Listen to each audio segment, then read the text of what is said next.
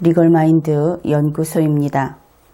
미국 도널드 트럼프 대통령이 미국 날짜로 2018년 6월 27일 연설을 했습니다. 이 자료는 백악관에 가면 볼 수 있는데 America's Future Event라는 제목으로 찾으면 확인이 가능합니다. 그 내용을 함께 살피면서 이야기를 해보기로 합시다. 트럼프 대통령은 이렇게 이야기를 했습니다. 한 국가가 성공하기 위해서는 그 나라에 강력한 군사력이 있어야 한다. 군사력이 강해야 한다 하는 것은 어느 나라 국민보다도 우리가 더 잘 알고 있죠. 그런데 지금 우리 5천만 국민 가운데 군사력이 강한 상태, 그것은 어쩌면 평화의 반대편에 서는 일이라고 그렇게 알고 있는 국민도 있을 것 같습니다. 홍보와 선전의 힘이지요. 그러나 그런 식으로 선전을 하고 사람들을 설득하고 그런다고 해서 진실이 바뀌지는 않습니다.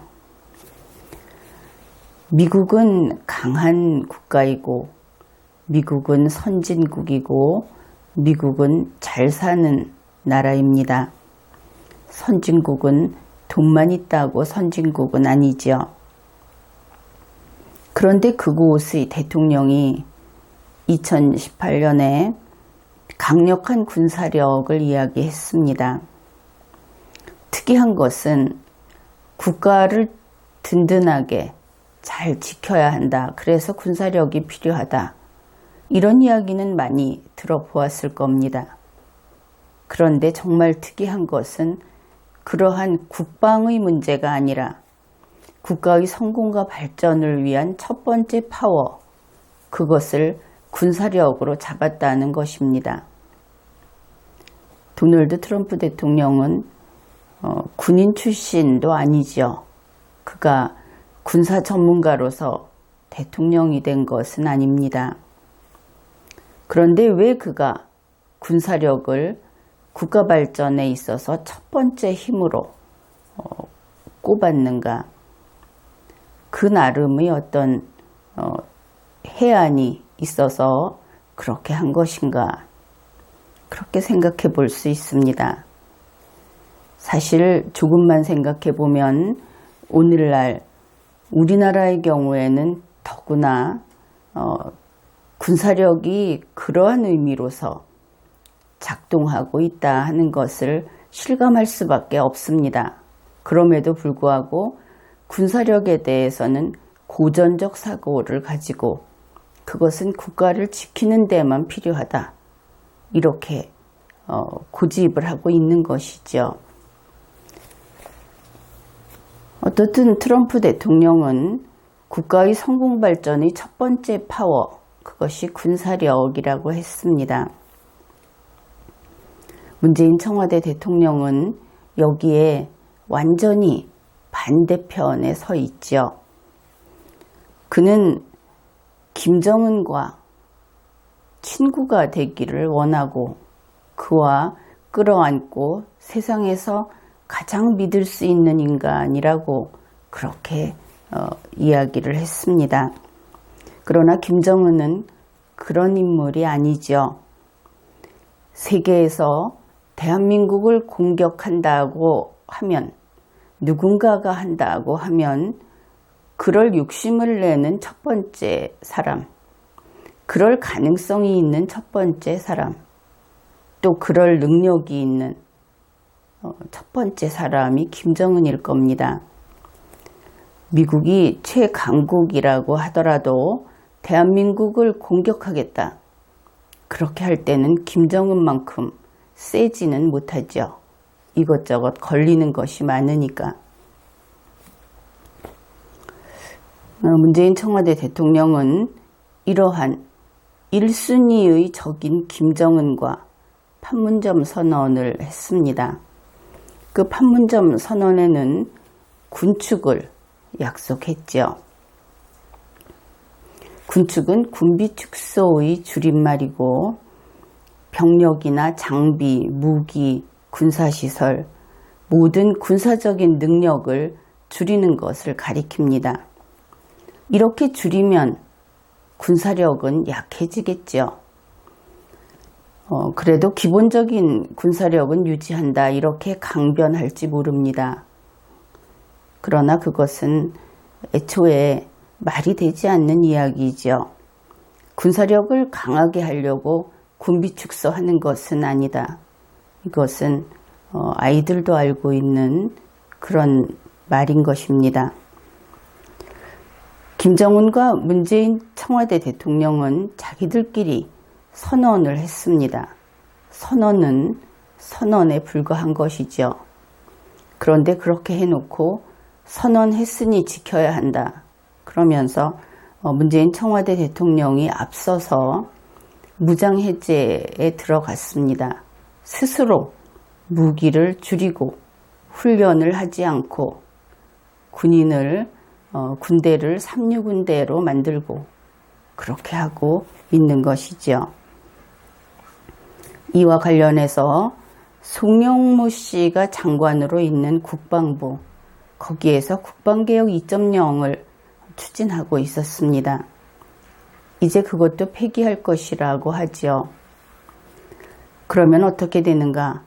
한국형 삼축체계, 거기에서 이미 아주 여러 번 요란스럽게 아주 좋은 무기, 센 무기를 사오겠다고 했던 그 모든 것들이 약속을 깨고 그런 것들이 다 허사로 돌아가게 된다 하는 것입니다.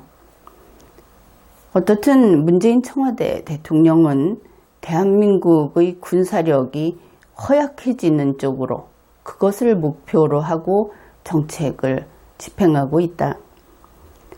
말만 두고 본다면 2017년 5월과는 정반대로 바뀐 것이죠. 그가 보궐선거, 대통령 선거 보궐선거의 후보로 나왔을 때에는 강력한 국방을 이야기했습니다.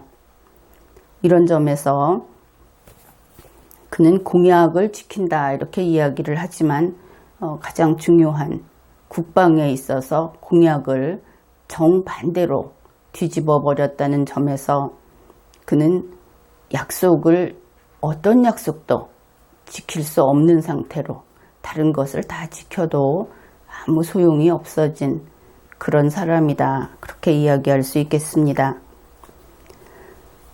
그러면은 이 강력한 군사력, 문재인 청와대 대통령은 허약한 군사력, 이것을 추구하는데 미국은 실제로 어떻게 하고 있는가? 이것도 역시 도널드 트럼프 대통령이 이번에 밝힌 내용입니다.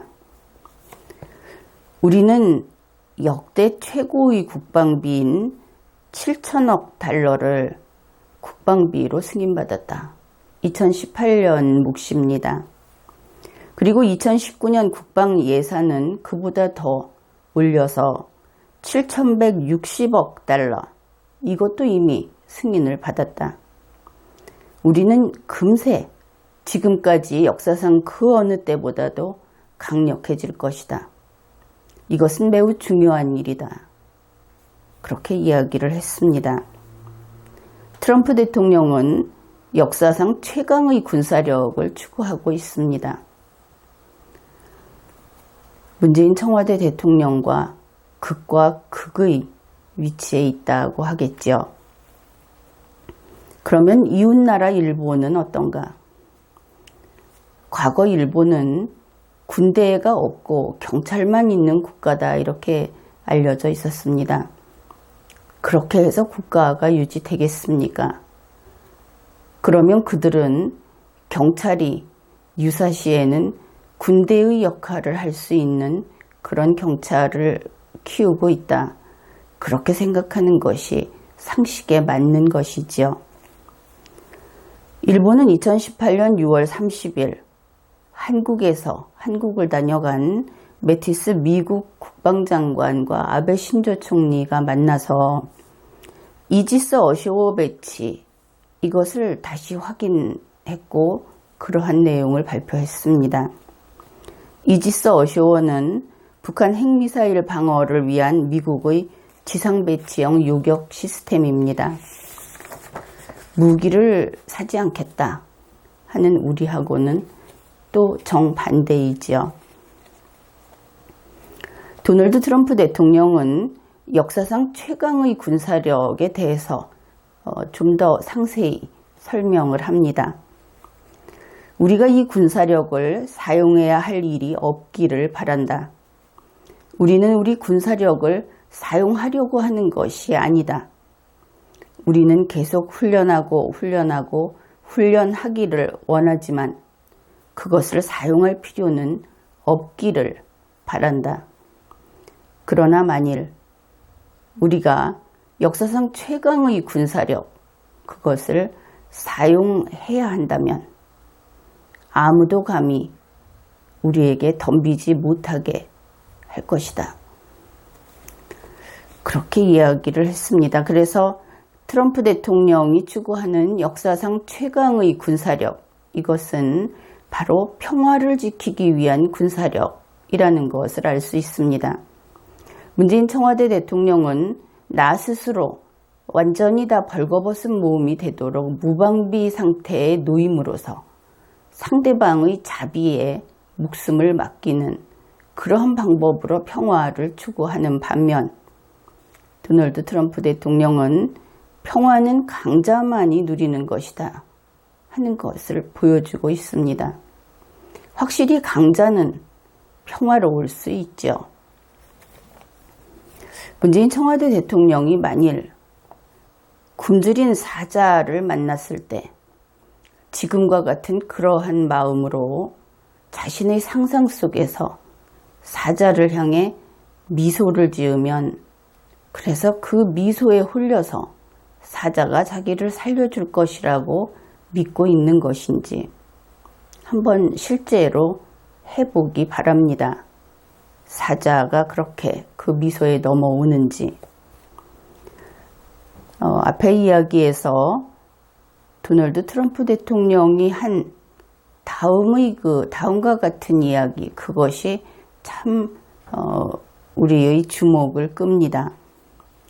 미국은 훈련하고 계속 훈련한다. 최근 우리 문재인 청와대 대통령은 훈련하는 것이 평화를 깨기 때문에 김정은의 마음을 불안하게 하기 때문에 일체의 훈련을 하지 않겠다. 그래서 1월부터 미국과의 그 합동훈련 안 하겠다고 얼마나 졸라댔습니까? 그리고 지금은 정말 훈련을 안 하고 있지요. 미국이 훈련을 이렇게나 계속 하겠다고 하는데 한국은 안 하겠다고 하는 겁니다. 여기에서 우리 국민들은 이상하다는 불안감, 그리고 이대로 두어서는 안 되겠다고 하는 그러한 위기감, 이런 것을 느껴야 하는 겁니다. 일본도 미국과 같은 발표를 했습니다. 역시 2018년 6월 30일 보도에 나온 것인데 일본도 미국과의 합동훈련을 지속적으로 실시하겠다고 밝혔습니다. 한국만 빠진 것이죠. 그러면 북한 김정은은 어떨까? 그들은 아마 죽기 살기로 훈련을 하고 있을 겁니다.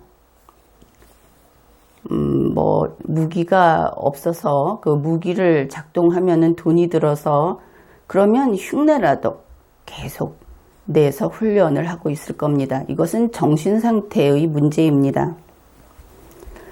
한국의 경우에 이 훈련과 관련해서 UFG, 을지 프리덤 가디언 연습 중단한다고 발표했죠. 여기에 미국과의 연합훈련은 그런데 한국 자체 훈련까지도 중단해야 한다는 이야기가 정부 측에서 나왔습니다. KMEP, KMAP, 한미해병대 연합훈련 역시 무기한 연기했고, 우리 국군의 자체적인 훈련도 훈련하는 것이 정부의 눈치를 봐야 하는, 그리고 눈에 띄면 중단시키는 이런 상황에 처해 있습니다. 이런 식으로 국토방위를 포기한 점에서 문재인 청와대 대통령과 문재인 청와대 정부, 국방부, 이들은 가히 반역적이다, 이렇게 이야기할 수 있겠습니다. 도널드 트럼프 대통령은 국가가 성공 발전하기 위해서는 강력한 군사력이 있어야 하고, 국경선을 철통같이 지키고 강력한 안보가 확립되어 있어야 한다, 이렇게 이야기를 했습니다. 그가 그런 이야기를 했지만 사실 이런 것 없이는 어느 국가도 살아남지 못하겠죠. 그런데 우리 한국은 이미 배치된 사드 체계도 무용지물로 되어 있습니다. 또 도널드 트럼프 대통령은 좀 다른 이야기도 했습니다. 한 국가가 자신감 있는 국가로 되기 위해서는 국민들이 그 나라의 역사를 자랑스러워해야 한다.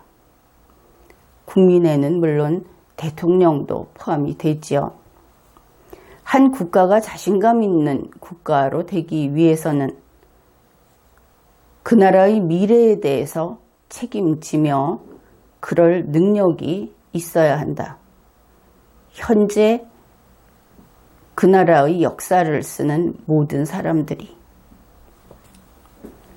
한 국가가 자신감 있는 국가로 되기 위해서는 모든 국민은 위대한 자기 조국의 국기를 존중하고 국기에 경의를 표해야 한다. 이것이 미국 대통령의 연설입니다. 그런데 문재인 청와대 대통령은 대한민국의 건국부터 대한민국의 헌정사를 거의 대부분 부정하고 있죠. 그는 심지어 3년 후에 지금과 같이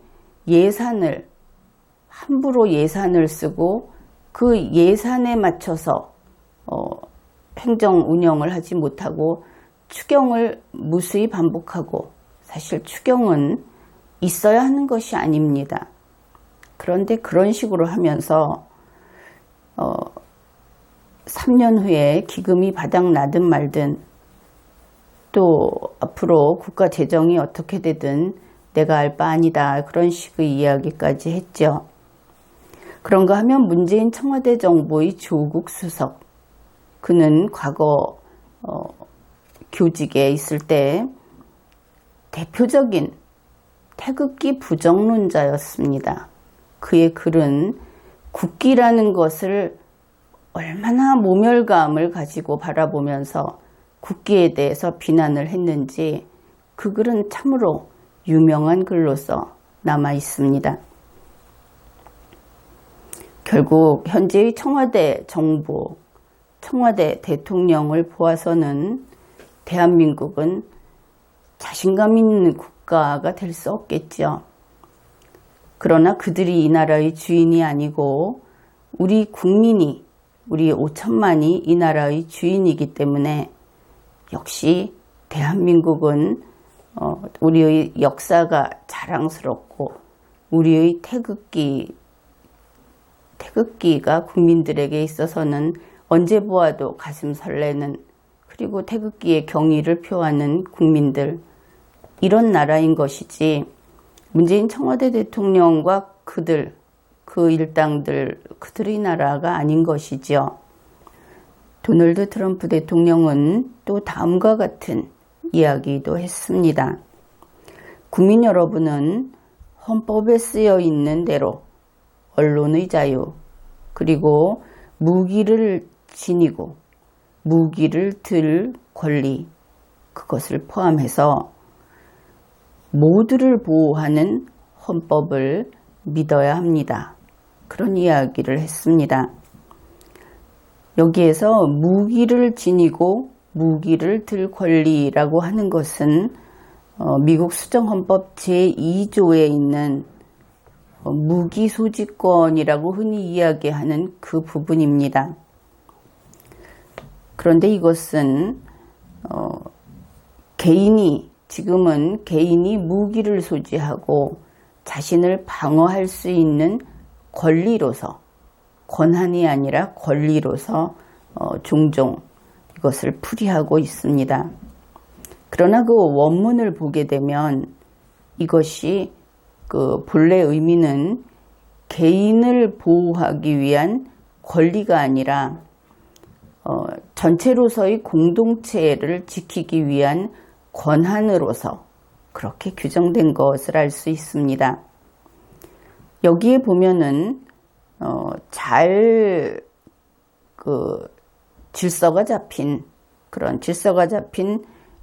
민병대는, 여기서 민병대를 밀리샤라고 합니다. 그 민병대는 자유로운 스테이트의 안보에 반드시 필요한 것이므로, 그래서 그러한 사람들이 그 밀리샤, 이 민병대라고 하는 것은 가령 꼭 그런 것은 아닙니다. 그런데 한 부락이 있으면 부락민 전체가 그 싸울 수 있는 사람들이 그 민병대의 구성이 되기 때문에, 그래서 이 구성원들을 그냥 people, 주민들 이렇게 규정을 한 겁니다.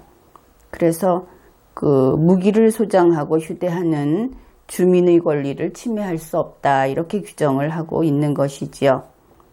그런데 여기에서 스테이트라고 하는 것을 그냥 주라고 해석을 하면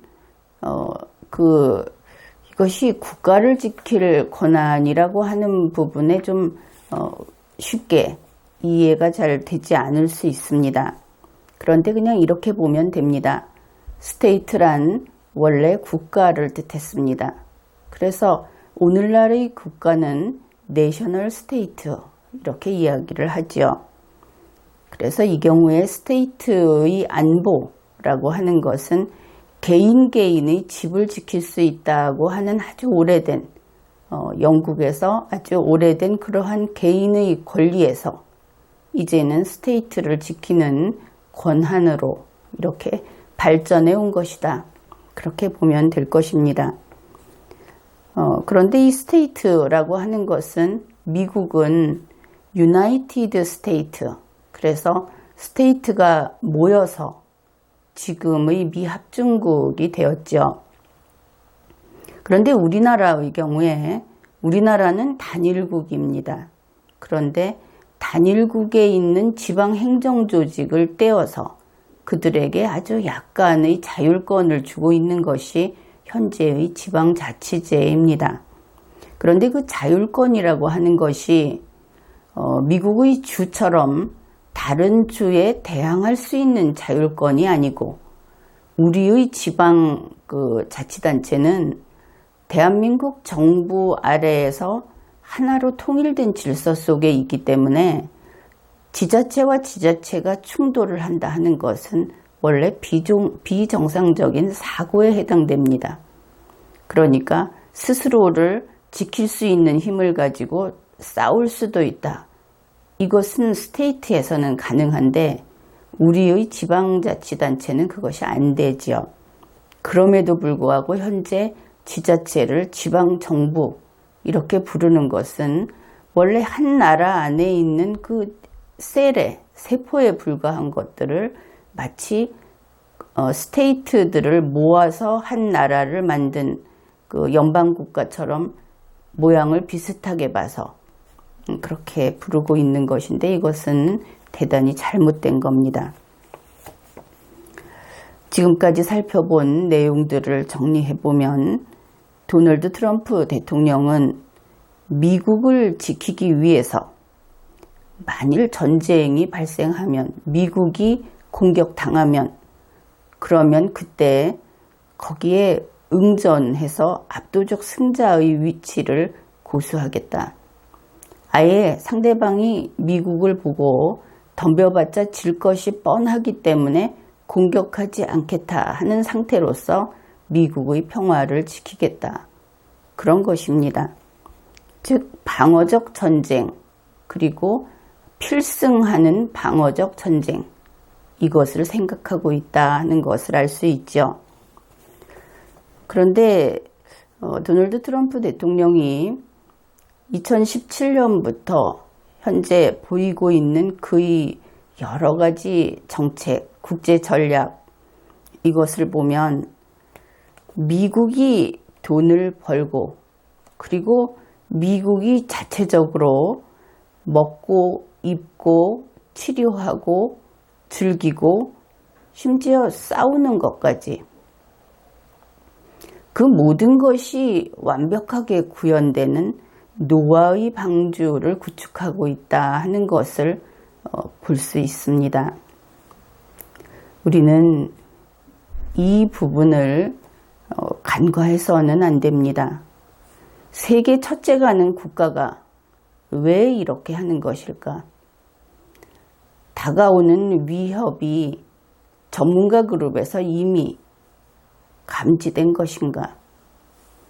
우리가 정신없이 문재인 청와대 대통령이 들어와서 국가를 엉망으로 만들고 거기에 김정은까지 끼어들어서 갈팡질팡하고 있는 사이에 세계는 우리로부터 뚝 떨어져서 그들만 안전지역으로 옮겨가고 있는 것인가? 그것을 생각해야 하는 겁니다. 한국은 수출이 끊기면 돈이 떨어지는 나라, 수입이 끊어지면 먹을 것이 없는 나라, 그런 나라입니다. 더구나 문재인 청와대 대통령이 수많은 나라의 정상들과 만나면서 그 저소득 국가들의 차관을 뿌리고 그리고 그것이 과연 필요한지 그 한계를 넘어서는 통화 스와핑 이것을 맺고 국내에서는 정부가 직접 운영하는 재단들이 무수히 많죠. 이것은 지금 정부에 대한 견제장치가 없어서 아무도 건드리지 못하고 있습니다.